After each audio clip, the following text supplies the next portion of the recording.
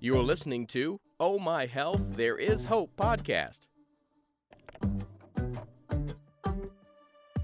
When your heart is aching and your world is shaking, don't give up. No, no, don't give up.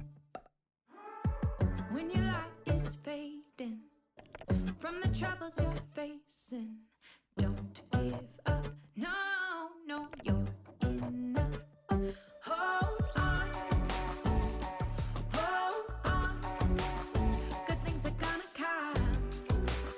Good things are gonna come. Hi, Rocky, and I am so excited to have you here. I was reading your story, and it is very powerful, and I think a message everyone should hear. Do you mind sharing your story of hope with us today? Of course, and thank you so much for having me here today as well. Oh, I've been really excited. I know we had to reschedule once, but I've been really excited for it. Definitely. Yeah, there's so much going on these days. Everyone's trying to juggle a lot, so reschedulings just happen here and there quite a bit. So go ahead and share your story, as much of it or as however you want to share it. What I read was really powerful, so I don't care what part you share because I think it's going to really move people. definitely. I mean, I guess I'll just start at the beginning. My parents are Indian immigrants from India. They're first generation here. They came to New York, and that's where I was born. So we had a lot of family in New York area, Canada area. And my dad decided to move everyone down to Mississippi to follow a career path, open a new practice, cardiology practice. So we were kind of like raised down in Mississippi at a really young age where we went to middle schools and high schools down there. And my parents were kind of more traditional Indian. They really were like, stay home, study, read, they didn't want me going out and hanging out with friends and even playing too many sports. And I was really big into tennis. So we kind of started butting heads at an early age.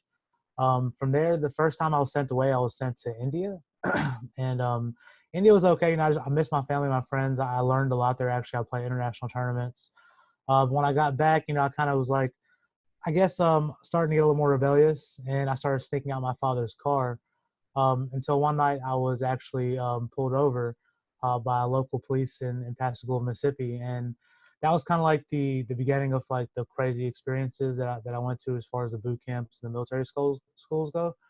The first one was called Casa by the Sea. It was by the Worldwide Association of Specialty Programs in Mexico. And the day after I got pulled over, I was supposed to be going to tennis camp, and instead I was on my way there.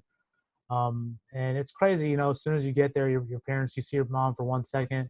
Some kids get escorted there, which is, hands cuffed, feet cuffed, and then brought in by escorts. And that happened to me later on. But this time, my parents dropped me off, my mom did. And when I went past the door, I remember everything just changed. The lighting went darker. It got colder back there. You're immediately told that everything you have is going to be given away. You're not keeping anything. It's going to be put in a room, locked away. Your clothes are stripped down. You're strip searched. All your hair is shaved off. And you're put into like a strict, regimented nightmare of a program with, everything. And they've closed since now or changed their names from allegations of child abuse, of as I was saying, from rape to trauma to all kind of abuse. But yeah, it's very a mind-controlled, brainwashing type of place. Most of the parents don't really know that they're sending their kids away to one of these places. They kind of are manipulated into thinking it's something different as well. Paris Hilton actually recently shed a lot of light on this in her documentary, This Is Me. I believe it's on Netflix now as well. But it's the same similar type of school. And, these places are for-profit businesses that kind of operate all over the world.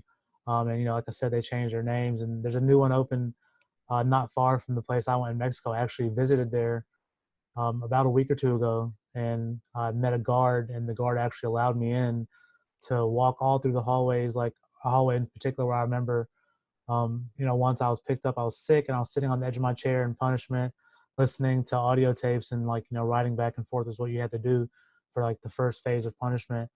And I was sick, and I was like crying, and I got picked up on my shoulder, thrown into the wall behind me, and kicked down the hallway and put in what's called restraint and restriction, R&R.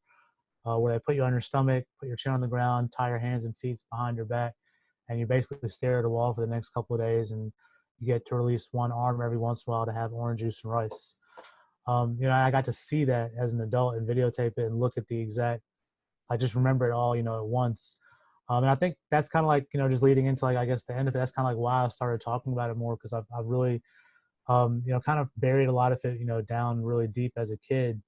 And as an adult, now that I'm doing better in different areas of my life after everything that, transpired in between, I realize that there's a lot of stuff that I need to remember and deal with and think about, that happened back then that kind of controls and decides a lot of decisions I make now kind of, instinctively almost. So it is really important. But, after that, there's like 4 or 5 more schools. There was military school. There was the boot camp again, until I finally, at 17, graduated high school, kind of got all that behind me.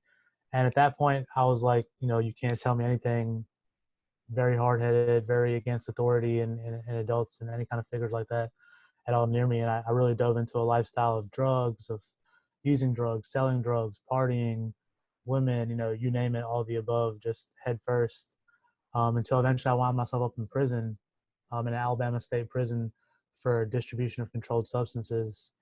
And even after I got out, I was still kind of, you know, along on the same path. It was more of like a outside energy, a higher power that kind of came into me eventually and allowed me to get away from that and get rid of all my friends and the distractions I had, and kind of elevate to a different level in life and a different journey in life, which was in prison, where I made the business plan for the business I currently run. Eventually all kind of tied together in India later on, where it got me to where I am today, running a business downtown LA, and we moved recently to Beverly Hills. We're doing well. And now I have more time to kind of speak and to talk and to write and, do things that actually help me grow more as a person as well. Wow, that is like such an amazing story. And I can relate a little bit to it because I had a really dear friend who sent her children. One was to a school in Utah that was very similar. They literally came at night and kidnapped them out of their beds. And one was to a school in Samoa, and they stayed there for a couple of years. And on one hand, I understand the parents' point of view, like trying to protect their child and put them in a more controlled situation. Hopefully, I don't think they knew what was going on. I know the people that I knew did not know what was going on to their children. They were being told completely different stories. But what was your pivotal moment that things changed for you? Because then you're an adult and you're still making bad choices. So what was that pivotal moment for you that made you decide that that wasn't for you anymore? So it was after I was out of prison, after everything was done, I told you my father and I butted heads a lot. And eventually one day he came to me and he said, hey, Rob, you're not living at home anymore. You're not really asking us for money. I don't know what you're doing. Maybe you should take a break from everything. And, like I told you, I had, kind of dove right back in the lifestyle once I got out again. I was getting into more things in a different way, in a different viewpoint. And something about the way he said it, and I took one night to think about it. I believe it was like November 3rd or 4th, 2011, I believe, or 12. Um, and I thought about it and I was like, you know what? Let's just go.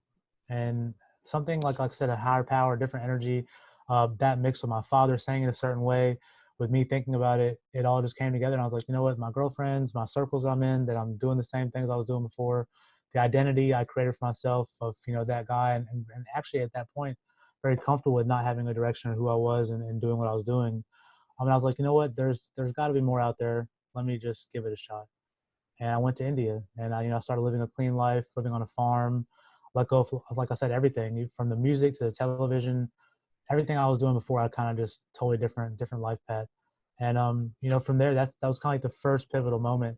And I had a few of them, later on after I got back from India, and I actually went through a marriage. Learned a lot. My ex-wife, we're still friends, now, but we went through what we had to go through until now. And I built the business during that time as well.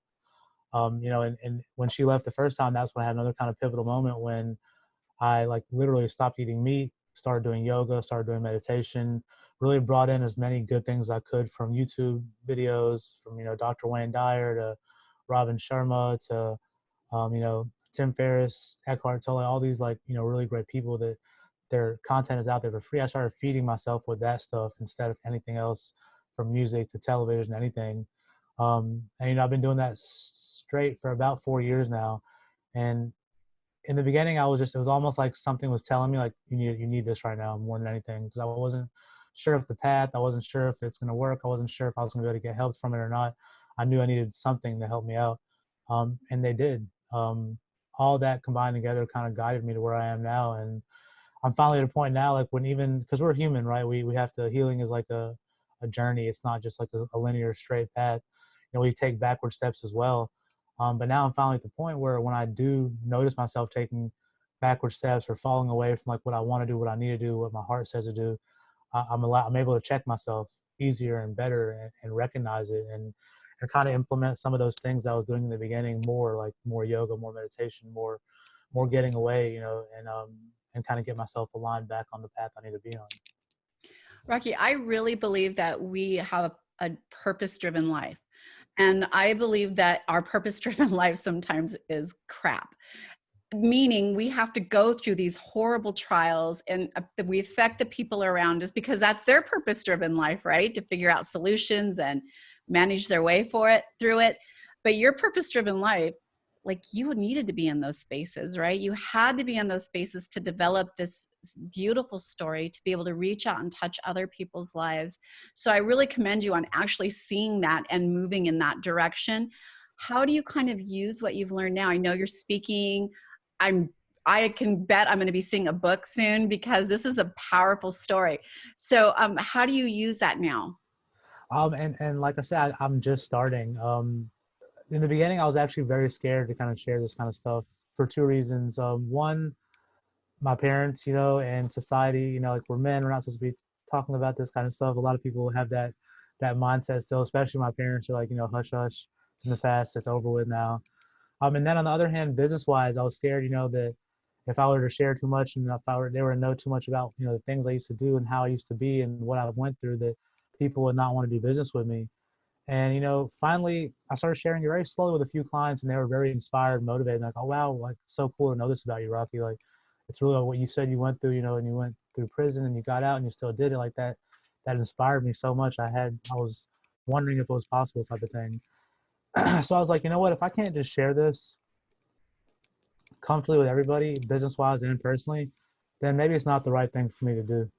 So I was like, you know, I just started about a year ago. I started talking about it more, and about 2 months ago, I actually started speaking about it publicly on podcasts and, you know, different shows and things like that. And it's powerful. Like I've learned every single time I talk about it, I learn more about myself. I feel like there's a part of me that kind of like heals that I'm like getting out off my chest as well, and I'm also writing about it. So I think that that's part of the message right there, that anybody, because everyone has different levels of trauma and many things that they go through in their life. And a lot of times we're told, or we think it's best to just totally forget it and not think about it and kind of work through it. And I believe that, you know, talking about it, whether it's publicly or whether it's with someone trusted that you know, or whether it's with a random person you meet at a restaurant or a cafe that you just feel like opening up to, like really speaking it aloud is really powerful. And it allows you to kind of work through it versus just kind of go around it or hide from it type of thing. So. What I love about it is there's a lot of men and women out there who live with shame of mistakes they've made in the past or their journey, and they don't talk about it. And when you don't talk about it and you hide it, there's always that opening for it to reoccur, right? Because you're living a lie, a non-truth. And I remember not wanting to share my story, and it was nothing like that. It was just about being ill. But when I did, it opened so many doors for me. Your story is really, truly like your beacon of light that shines out of, I'm grateful for the story God's given me. And it just shines out into the world when I tell it. And those little heartbeats go out and they touch people. And then they come back, right? They come back to me. So I love that you're out there sharing your story. So I want to touch a little bit on one of the things in your story is you talked about being a convicted felon. And I hope you don't mind me touching on that, because being a convicted felon is making a mistake, right? It's not a label you have to wear moving forward in life. You can still gain trust and rapport with your clients. You can still build a beautiful business. It's just a mistake. How did you move forward from that and create this beautiful business that you're in now? Yeah, you're right. It's just a mistake. It's just a label type of thing. However, at the same time, it's a very tough one to overcome. Not just speaking, you know, as far as our society is set up, even internally, because of the stigma that society places on it. So for me, and this is all I can tell anybody else as well, is it takes time. It takes time being on a different path.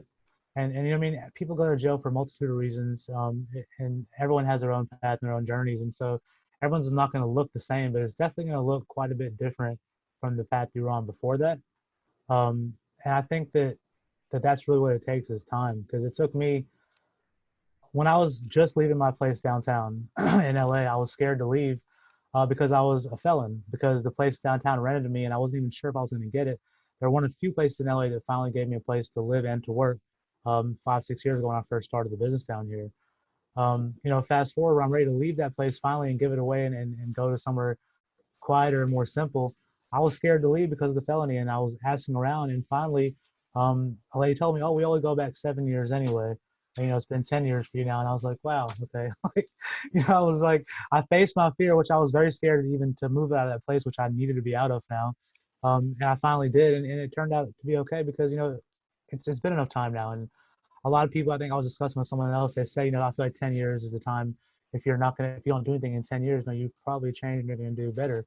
And, I couldn't really disagree or agree with it. I don't know if you can actually measure it in the time-wise type of fashion, but there definitely should be a line when, it becomes easier to, like, okay, you've made your mistake, you've had your punishments, you've put time in between you and done different things in that time.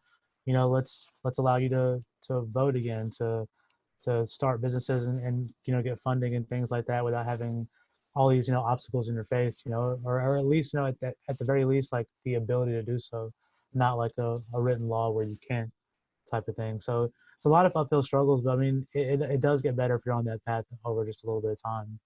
So do you think that that has been your hardest thing to overcome? um Honestly, no.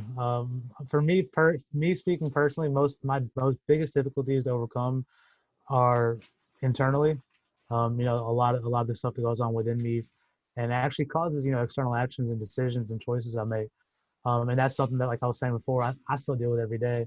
I'm still healing from at the same time myself. Like, I'm finally at a place where I actually care enough and know that I need it enough in my life to do it on my own versus boot camps and military schools and hospitals and all kind of places that I was, kind of forced to try to get some of this knowledge at a younger age. Since you've been there, now you're a grown man. Since you've been in that child place where you had no control over where you were going, what you were doing, and you were put in a situation like that, what would you say to parents now who are, I raised 4 children, and I mean, I had moments, but nothing to that point where I was like desperate for help from outside. But there were some scary moments that we touched on.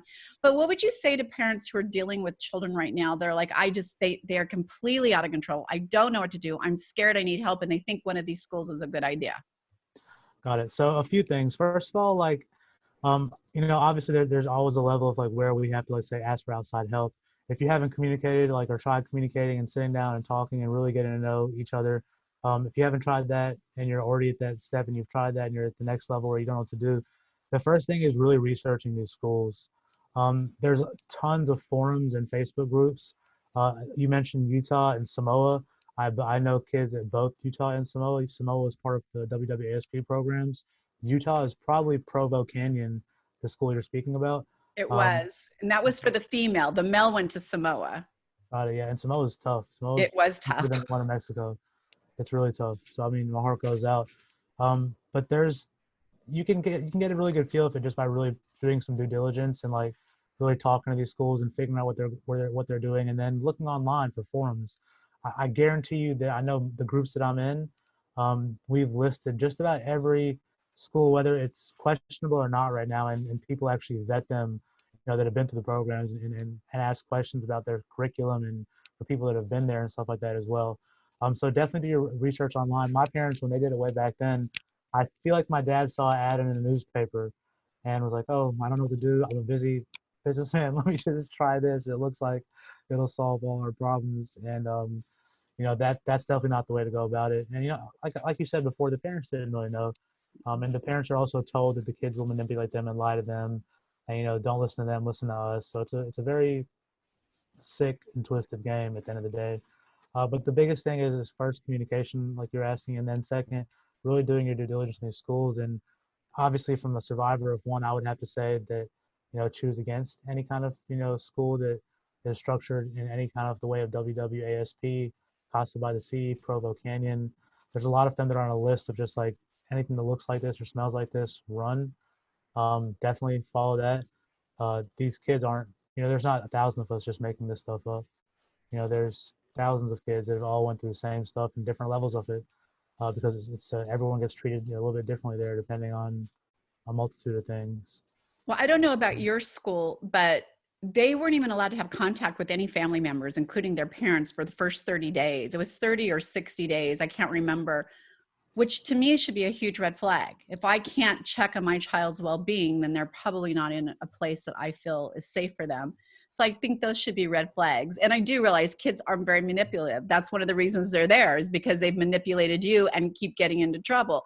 So I get those red flags. But what would you say to maybe kids right now, teenagers who are trying to find their way and they're finding the wrong way? And, what would you, because you came out of this, you could still be going back and forth into prison, doing the easy thing. And I think that's the easy thing when you start selling drugs and you start putting them in your body so that you can detach. Those are the easy things to do, because it's very hard to feel pain. It's very hard to face our problems and move forward. Those are all tough roads, but they're very fulfilling when we face them, right?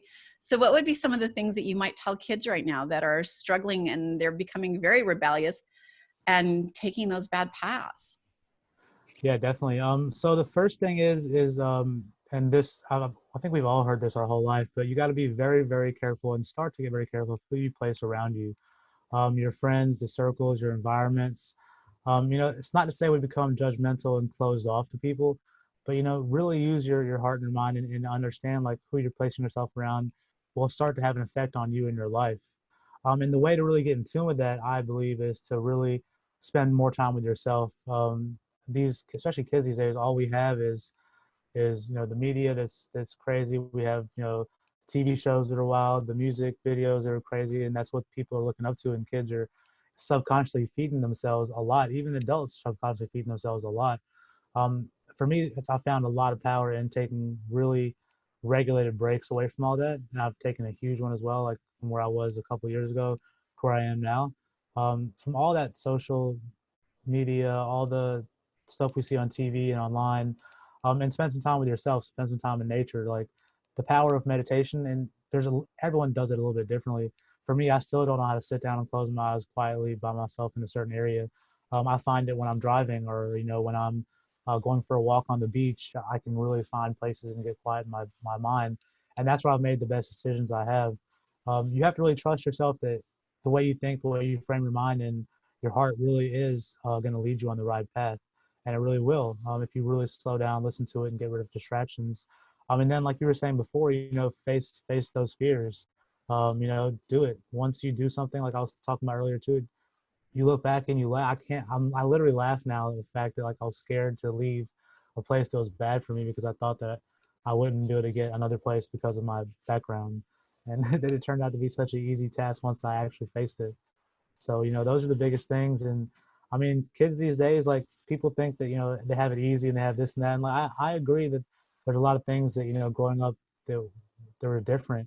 But at the same time, like having all this information from different sources, different angles hit you 24/7 on every of the 10 devices you have, must be a whole different level of, discomfort of internal struggle, that we, possibly in older generations don't really know as much about from a younger age.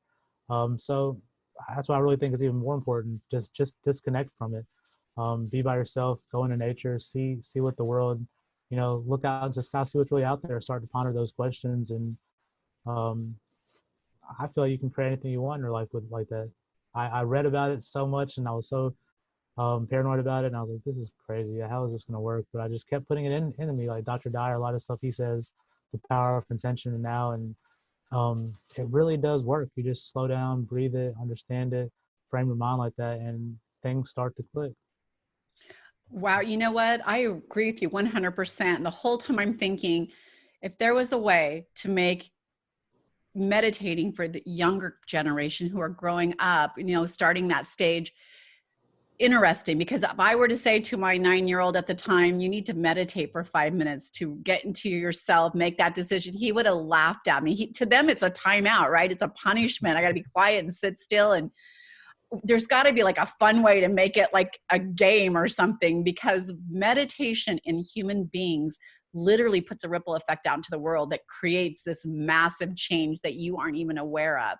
And so I'm a huge fan of meditating, and it took me years. I was that person, for all of you who are trying it, who sat there saying, oh, my nose itches. Am I allowed to wait? Am I allowed to move? Wait, I got to get back into the quiet space. How long has it been? 30 seconds, only been 30 seconds. And my mind would not stop. It would do that. And someone taught me a little trick. When you close your eyes, you'll start seeing colors. You'll see light. And I would get so enthralled with watching this light move and that I was gone. And so I had to find that trick to quiet my brain. Otherwise, it was going a million miles an hour.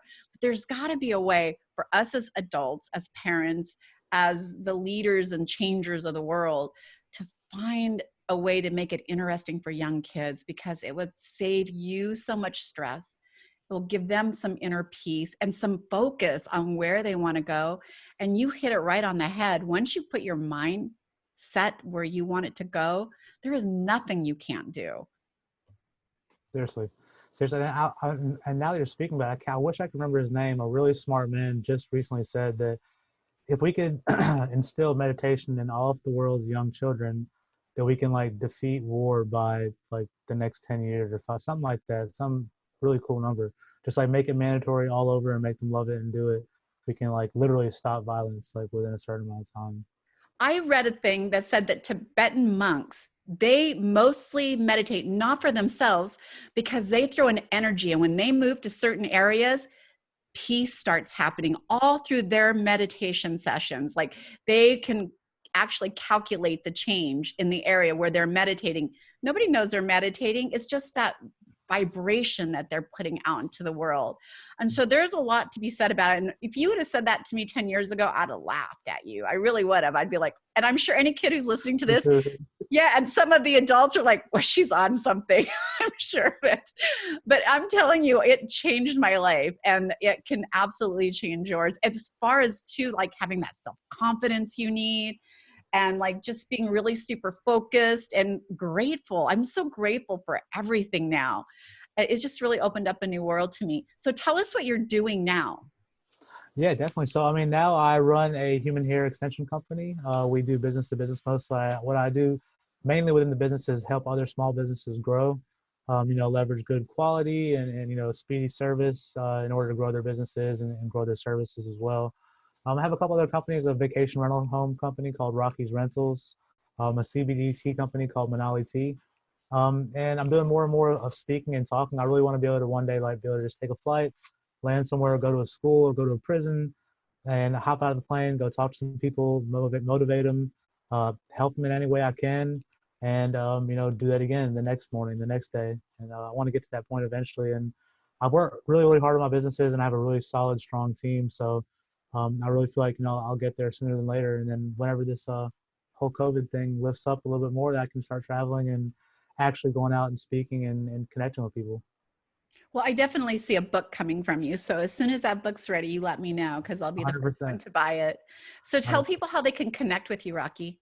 Definitely. So my blog and my personal website is rockykandola.com, and that's ROCKYKANDOLA.com. Links to all my businesses that I was just mentioning are all on there as well, as far as hair, CBD, and the rental company goes. My business name for the hair is Hair Made in India. We're on all social media, Instagram, Pinterest, Facebook, YouTube, Twitter, and everything at Rocky Kandola and at Hair Made in India.